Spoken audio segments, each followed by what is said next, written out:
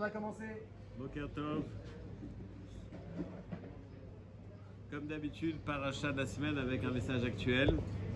On va commencer avec une petite introduction. Balak, c'est les initiales de Ve'ahavta l'ereacha kamocha. Vet lamed kouf, c'est Ve'ahavta l'ereacha kamocha. Comme ça, une fois, Admour, il a dit. Alors, ses élèves lui ont posé la question. Ils dit, mais c'est pas vrai. Le Vet, c'est pas le Vav. Le kouf, c'est pas le Chaf. C'est pas possible de dire ça. Il a dit Ve'ahavta l'ereacha kamocha aussi, c'est quand c'est difficile qu'il faut le faire. Pas quand c'est trop facile. Quand c'est trop facile, c'est pas Ve'ahavta l'ereacha kamocha. Ve'ahavta l'ereacha kamocha, c'est quand c'est difficile. Balak, c'est les initiales de Ve'ahavta l'ereacha kamocha quand c'est difficile. Donc, j'aimerais un petit peu expliquer la personnalité de Bilam. Essayer de la comprendre. Essayer de voir à Tkama on est loin de cette personnalité ou à Tkama on est proche, c'est ce qu'on va essayer de comprendre. D'un côté, Balak, il est marqué que Akadosh Baruch Hu, il a créé un Balak, un Bilam pour faire taire les peuples. Pourquoi est-ce qu'il a besoin de les faire taire? Tout le monde dit ouais, c'est normal que les Juifs sont Juifs. Pourquoi? Parce qu'ils avaient Moshe Rabbeinu. Moshe Rabbeinu, il était proche de toi. Et donc c'est normal, tu lui as donné la Torah au peuple juif à travers Moshe Rabbeinu. Mais si on avait nous un seul Moshe Rabbeinu, on aurait été comme les Juifs. Hachem, il leur dit mais je vous ai mis Bilam. Quel est le problème? Vous avez Bilam, vous aurez pu avoir la Torah à travers Bilam. C'est-à-dire que Bilam, il est à égalité avec Moshe Rabbeinu. Bilam parle avec Hachem dans la paracha de la semaine, une fois, deux fois, trois fois. Ils discutent. Nous, on se dit, si un jour on avait parlé avec Hachem, on aurait tous été différents. Bilam, il parle avec Hachem, presque il essaye de l'arnaquer. Il parle avec lui, il dit non, mais tu sais, ils sont venus me voir, mais ils veulent que je maudisse un peuple. Il lui dit pas qui, il croit qu'il va faire le malin. Bon, il discute avec lui. Même les ennemis de Bilam, Balak, c'est son ennemi. Ils ne peuvent pas se voir. Et Balak, il est conscient de la grandeur de Bilam. Il n'a pas le choix, il demande à Bilam de venir. C'est-à-dire qu'il faut aller vraiment qu'il soit démarqué. On a tous des gens avec qui on ne s'arrange pas trop. Quand on n'a pas le choix et qu'on sait qu'il n'y a que lui qui peut aider, on va y aller. Parce qu'on sait, c'est clair. Mais si c'est pas clair, on va pas le faire. C'est-à-dire que Bilam, il sort du lot. Bilam, c'est quelqu'un de spécial. Il a quelque chose de spécial. D'un côté, donc, il est au niveau de Moshe Rabbeinu. Il marque les esprits. Même ses ennemis sont prêts à se plier devant lui. Mais d'un autre côté, la bassesse de Bilam, elle est incroyable. D'abord, on essaie de la Balak, il lui dit viens, je vais te donner plein d'argent. Il court à quatre pattes. C'est un gars qui parle avec Hachem. Allez, hop, on peut l'acheter. Il a des rapports avec son ânesse. Faut le faire quand même, c'est-à-dire faut vraiment le pousser très très loin.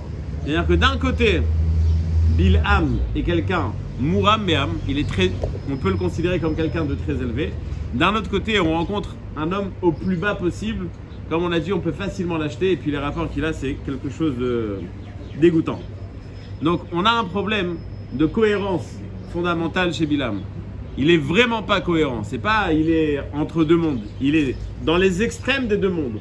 Au plus haut et au plus bas. Il faut comprendre comment est-ce que c'est possible que chez la même personne, on ait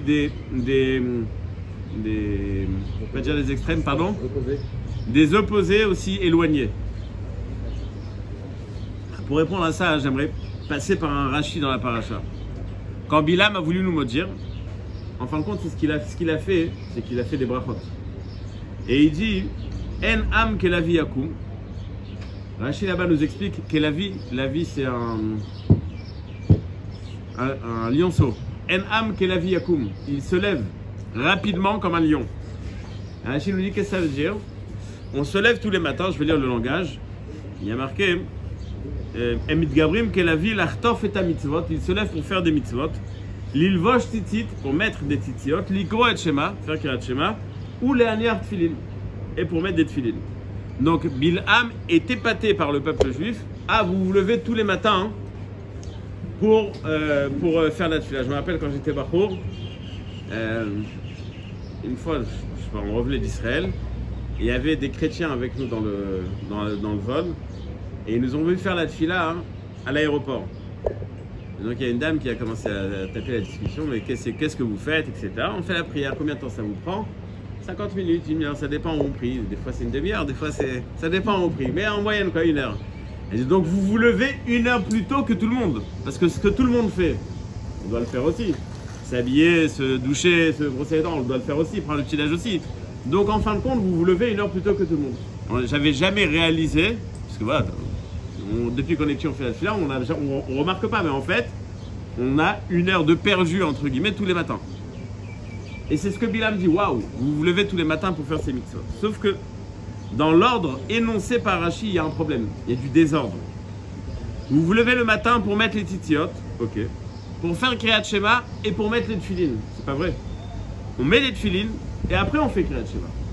On ne fait pas d'abord Kriyat Shema, on met les tefilin. D'abord on met les tefilin et après on met Kriyat Shema. Ça veut dire quoi ça? Non, on parle des jambons, ceux qui se lèvent à l'heure. Il y a une remarque qui est vraie. Quelqu'un qui se lève et qui voit que c'est bientôt fini le Zman de Kriyat Shema, il n'a pas le temps de mettre les tefilin, il fait Kriyat Shema. Mais en général, on va d'abord faire Kriyat Shema, d'abord mettre les tefilin, après faire Kriyat Shema. Donc pourquoi est-ce que quand Rachid nous énonce les mitzvot qui ont épaté Bilam, il les énonce dans le désordre? Tu penses à Mike?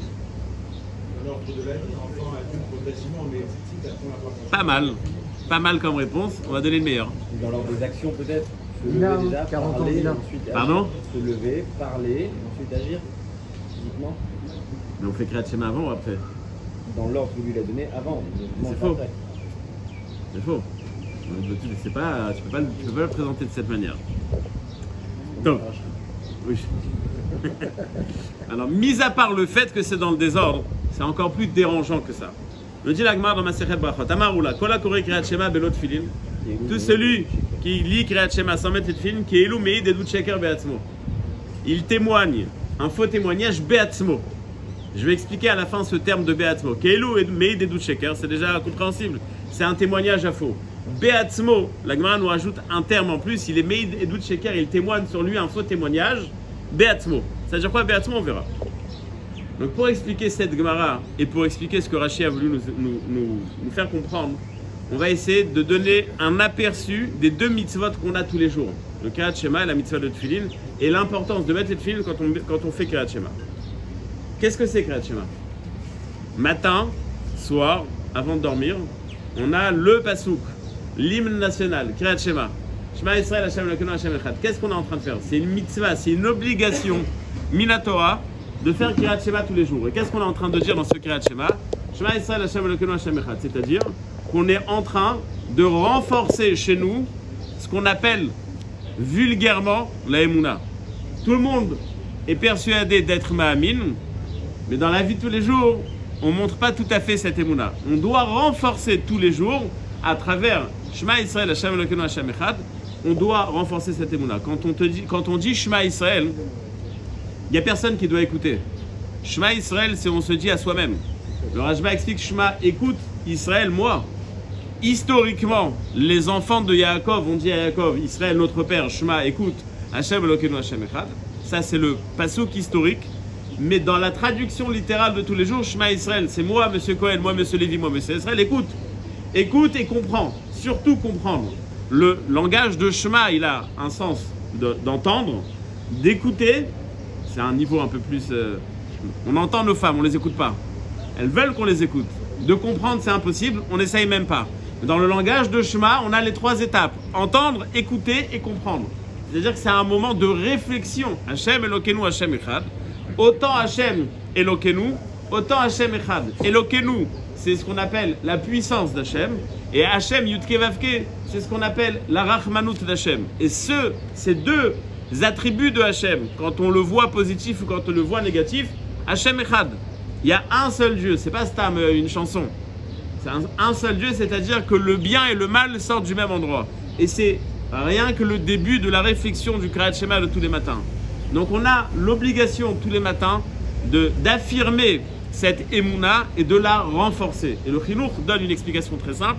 Il dit, puisque dans la vie de tous les jours, notre Emouna est attaquée perpétuellement, chaque chose on peut se poser des questions, et pourquoi, on a besoin de renforcer la Emouna tout le temps. Donc, le passouk de Shema Yisrael Hashem Elokeinu Hashem Echad qu'on fait tous les jours, c'est un passouk qui est censé nous renforcer la Emouna. Et comme tu as dit, c'est un passouk qui nous accompagne du début de la vie jusqu'à la fin de la vie.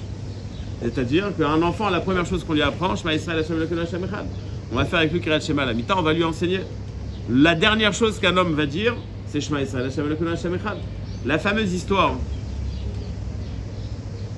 La fameuse histoire du Rav Weiss Mendel, j'en ai déjà parlé au Yom HaShoah de cette personne. Il allait dans les couvents après la Shoah et il demandait à récupérer les enfants juifs. Alors au début, bon, il ne voulait pas évidemment. Alors il a dit, bon, laissez-moi rien que... Ils sont tous goy ici. Bon, laissez-moi rien que dire une phrase. Ok. Il arrive, il y a tous les enfants, il dit, Shema Israël. Celui qui répondait directement, Hashem Elokeinu Hashem Echad Elokeinu.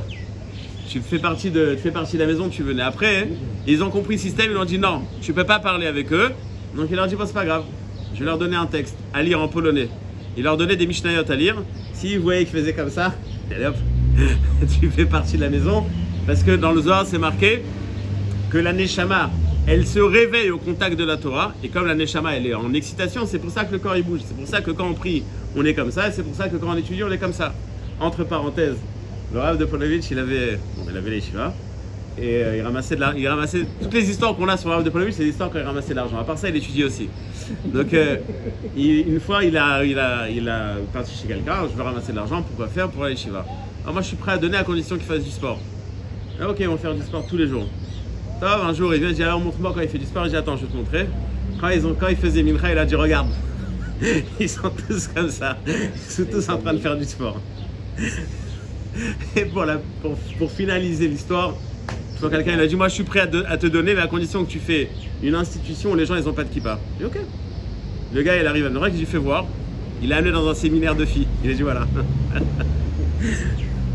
Top. Donc je reviens à l'histoire de Kriyat Shema. L'histoire de Kriyat Shema. Shema Yisrael Hashem Elokeinu Hashem Echad. Le Dalet, il est grand. Celui qui le voit dans la Torah, il est grand. Dans les Sidurim, il y en a qui le mettent en grand, il y en a qui le mettent en petit. L'Otishtachavé el Acher. Donc, quand il est marqué qu'il est interdit de se prosterner à l'idolâtrie, El Acher, le Resh, il est aussi en grand. La différence entre le Dalet et le Resh, elle est toute petite. Et c'est pour ça qu'on t'a mis les lettres en grand. La différence entre quelqu'un qui est Mahamine et quelqu'un qui ne l'est pas, c'est à rien du tout. La différence, elle est toute petite. Il n'y a pas de... C'est pas lui, il est athée et l'autre, il est ultra. Là, en vérité, au fin fond, la différence, elle est toute petite. Et c'est pour ça qu'on a besoin de te préciser, de te mettre le Echad, le Dalet en grand et le Resh en grand, pour que tu remarques la différence entre de passer de Hashem Echad, un seul Dieu, à Hashem Acher, à un autre Dieu, tu peux facilement tomber dans le panneau. Donc Kriyat Shema, on fait tous les jours, c'est une mitzvah sikhlit, et c'est vraiment, j'ai rien pris un petit peu du sens profond de la mitzvah de Kriyat Shema, mais l'idée elle est très simple. C'est une réflexion qu'on doit avoir tous les jours, renforcer son approche de ce que c'est Hachem. Et si vous voulez, des livres qui expliquent la mitzvah de Emouna, c'est Ensof. La mitzvah de Emouna, c'est la mitzvah de base, mais c'est la mitzvah la plus profonde. Elle est infinie. À chaque jour, on peut être Mekayem la mitzvah de Emouna. Le Mishnah Berurah, Seif Aleph, Seif Katan Aleph, il dit qu'il y a une mitzvah qu'on peut être, il y a 6 mitzvot qu'on peut être Mekayem tout le temps, entre autres la mitzvah de la Emouna. Tu marches dans la rue et tu dis merci Hachem sur quelque chose, ça veut dire que tu es Ma'amin, ça t'a Mekayem. Mais c'est pas simplement que je peux tout le temps être Mekayem Ota, c'est que je peux tout le temps approfondir, je peux tout le temps voir la main d'Hachem. Une fois le Mashgar d'Ashval Polovitch, il était à côté d'un évier, et l'évier coulait. Pas l'évier, comment ça s'appelle? Le robinet coulait. Et il y avait une mouche qui était là-bas en train qui attendait que la goutte tombe. Et bon, on voit le Rav comme ça, il regarde. Bon, le pauvre, il a vieilli, il est fatigué. Il regarde une mouche, il est fatigué. Son élève, il va dire, Rav, qu'est-ce qu'il y a d'intéressant? Il a dit, mais je vois la main de Dieu. Elle est où? Montre-moi. Et il dit, mais regarde la Hashgacha Pratit, elle a besoin de boire. Il y a le robinet qui coule. Et elle attend cette goutte pour pouvoir boire. C'est la main de Dieu. Dans chaque chose, tu peux voir la Emouna. Dans chaque chose, tu peux dire, c'est un hasard. Comme on dit si bien en français, c'est un concours de circonstances. Chazak, c'est du hasard. Le hasard fait bien les choses. Et nous, on pense que c'est pas le hasard, on pense que c'est Hachem. J'avais une fois un vikouach avec un monsieur qui n'était pas encore religieux dans le bus. Il m'a dit oui, mais moi je crois en mère nature. Je lui ai dit tu peux l'appeler comme tu veux, Zaratota ou comme tu veux. On dit la même chose. Sauf que toi, tu préfères lui donner une autre définition. Mère nature, moi j'appelle ça Dieu. Sauf que si tu appelles ça Dieu, il faut faire Shabbat, il faut manger kasher.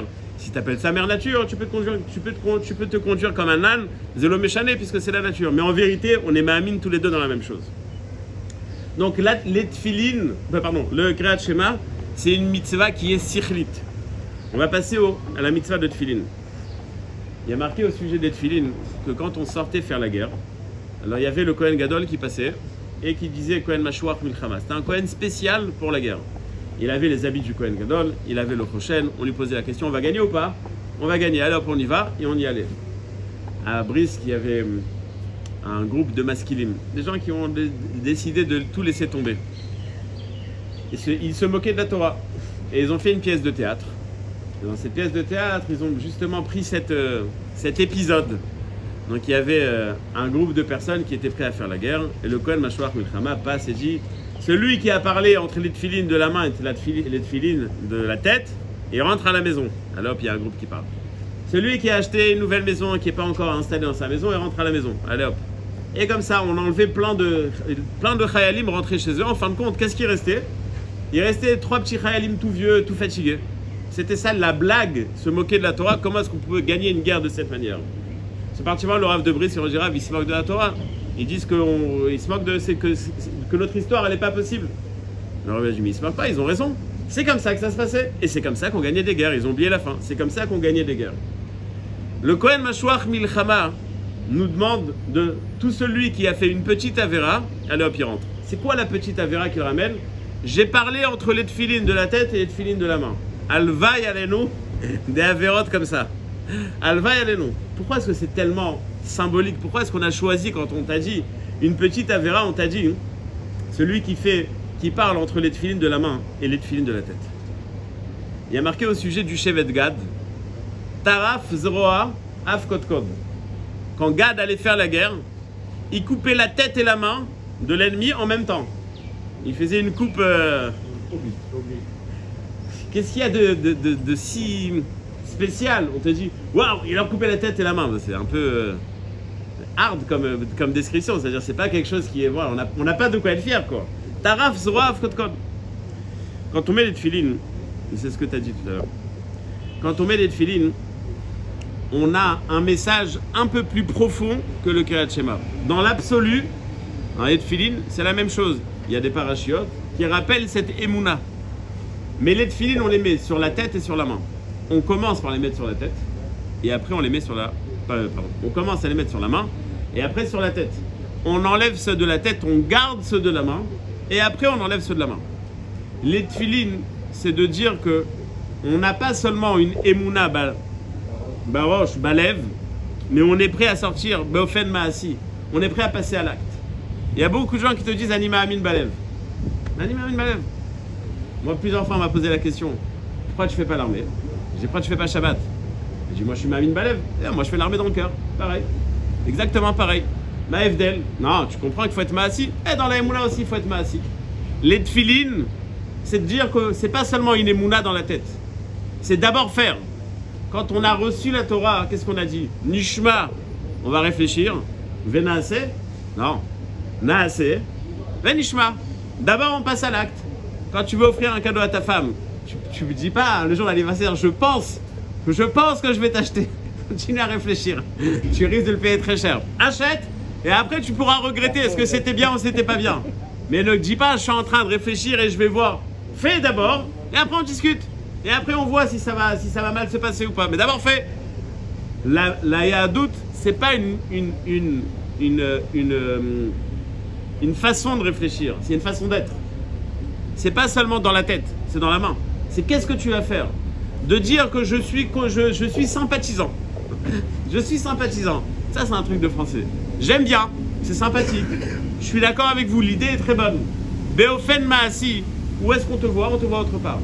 D'avoir une marche Shabbat, pardon, c'est bien, mais c'est pas suffisant. On a besoin de passer à l'acte. D'où l'importance, entre parenthèses, d'où l'importance de la halakha. Il y a beaucoup de gens qui vont se dire comme traditionnalistes ou même religieux, mais Moutar, Assour, si tu veux faire ce qu'Hachem te demande de faire, écoute, qu'est-ce qu'il t'a demandé de faire? Ne me dis pas oui, mais bon, c'est bon, en gros, je fais. Non, je t'ai demandé de faire ça, il faut faire ça. De croire, de dire, bon, voilà, je suis dans la. Comment ça s'appelle ça? Dans le. Tavlit, comment on appelle ça? Dans le moule, exactement. En gros, je suis là. Ça ne suffit pas. En gros, ça ne suffit pas. Si tu veux passer à l'acte, tu dois faire exactement. Tu construis une maison. Si le Mehandes, il te dit, l'ingénieur, il te dit, c'est bon, tu mets les poteaux ici ou là. Ça ne change pas. Tu ne construis pas ou tu changes de Mehandes. Ça marche pas à 50%. C'est ou c'est comme ça doit être fait, ou c'est pas fait. Ou alors c'est la catastrophe. On a besoin que ça soit medouyak. Naase venishma. Les tefilines, c'est d'abord ceux de la main, après ceux de la tête. Et pas ceux de la tête après ceux de la main. Et quand on enlève les tefilines, enlève ceux de la tête. Si tu dois faire un choix entre comprendre et faire, fais. Il y a des gens qui me disent, oui, mais je suis pas convaincu.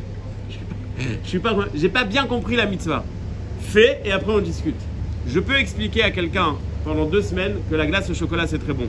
Tant qu'il n'a pas goûté, il sera pas dans le mouvement. Fais. Le fait de faire, c'est ça qui va te donner la capacité de comprendre. Le chinour donne une règle et il la répète à chaque fois. Quand tu fais, tu arrives à transformer ta perception. Mais quand tu crois que tu vas changer ta perception pour faire, tu ne feras jamais. Parce que comme tu n'as pas envie de faire, tu ne vas pas accepter ce qu'on te dit. C'est le risque que prennent certains d'expliquer les mitzvot. Expliquer les mitzvot, ça peut avoir un côté commercial. Viens, on t'explique, comme ça tu as envie de faire. C'est faux. Personne ne va faire la mitzvah parce que tu vas lui expliquer comment faire. Quelqu'un qui fait déjà la mitzvah et tu veux lui donner un sens profond à la mitzvah, explique-lui, lui il va le vivre d'une manière différente. Le message des tefilines, c'est que Kriyat Shema, ça ne suffit pas. Il faut faire les tefilines. Nous dit la Gemara, celui qui fait Kriyat Shema sans mettre les tefilines, Ke'elu meid edut sheker be'atzmo. Ça veut dire quoi? Tu fais Kriyat Shema, donc tu dis Anima Amin. Ils sont tes tefilines. Où est-ce qu'ils sont tes actes? Tu es capable de faire? T'as ma'amin ou t'as lo ma'amin? Anima Amin. Ouais, je suis croyant. Alors fais. Non. Ah, meid edut sheker. Be'atzmo, il n'est pas en train de témoigner devant un tribunal. Il n'est pas cohérent. Be'atzmo, il n'est pas cohérent. Mais des doutes sheker à l'atzmo, tu ne peux pas dire je crois et faire le contraire. Tu ne peux pas dire je suis ma'amin et faire le contraire. Bil'am, c'est exactement ça. Il a, en termes de je ne sais pas si on peut appeler ça intellect, mais de contact avec Hachem, waouh, il parle avec Hachem. Mais d'un autre côté, dans ses midot, dans sa façon d'être, il est à l'autre bout. Mais comment c'est possible d'être aussi incohérent? Je ne vais pas être méchant, mais bon, on n'a qu'à se regarder dans un miroir. On est tous incohérents. On n'est pas tous comme Bilam, Baruch Hashem, mais on est tous incohérents. Donc on s'est dit, mais comment c'est possible? Ah bah c'est possible. Ouvda, on sait tous que c'est pas bien de fumer, on fume. On sait tous que c'est pas bien de trop manger, on mange, et ainsi de suite. On sait que ça c'est assour et ça c'est moutard, et ben on va quand même le faire. On sait que de partir en vacances à tel endroit, c'est déconseillé, on va quand même le faire. Comment c'est possible? Mais on sait. Eh oui, le savoir, c'est pas suffisant. Mais Être. Le fait que Dieu lui parle, c'est pas une faute énorme que le fait qu'il fait, c'est bien. Ah non, tu vois bien que non. Non. Moi, quand je regarde l'histoire, je connais comment ça se passe. J'ai appris du film, mais lui, il parle à Dieu, il va avec son ânesse. Alors ta question, c'est comment c'est possible? Non, pas comment c'est possible. Par rapport à Hachem, pas par rapport à Bilam. Il parle à Dieu, Dieu ne fait pas de reproche, et il peut se dire c'est un mode de vie. Je valide cette chita, je vais inventer une nouvelle religion. Ah, tu penses que Bilam, il devait s'affirmer dans ses avérotes? Il était au top. Dans ses avérotes, c'est ça. Donc, puisque Hachem me parle, ça veut dire qu'il est d'accord avec ce que je fais. Ok. Non. Je sais pas. Si, À ton avis. Ça s'entend comme ça. Top. Non, on pourrait dire aujourd'hui que dans le même mouvement, celui qui fait une tonne d'Avérote mais qui compte dans le Minyan, dit bon, je compte dans le Minyan, je monte à la Torah, je vais à la Sina. Ne rentre pas des sujets. Ça marche quoi, ça marche l'affaire. On peut parler de politique aussi. Il y a beaucoup de gens qui disent qu'ils vont faire et en fin de compte ils font le contraire. Ou ils font des. Bon, enfin l'homme est chalet. Donc l'idée elle est très simple et c'est avec ça que je veux finir. L'idée elle est très simple. Quand on voit l'incohérence, ouais mais moi j'ai préparé que ça, c'est pas hier soir. Quand on voit l'incohérence des autres, elle nous saute aux yeux. Bilam, waouh! Est-ce que notre incohérence elle est aussi flagrante que celle des autres? Zéavoda, Ve'avta l'eracha kamocha, ce que j'ai dit au début. Balak, c'est les initiales de Ve'avta l'eracha kamocha. Voir nos incohérences avant de voir ceux des autres. Il y a une suite, je sais pas, il faut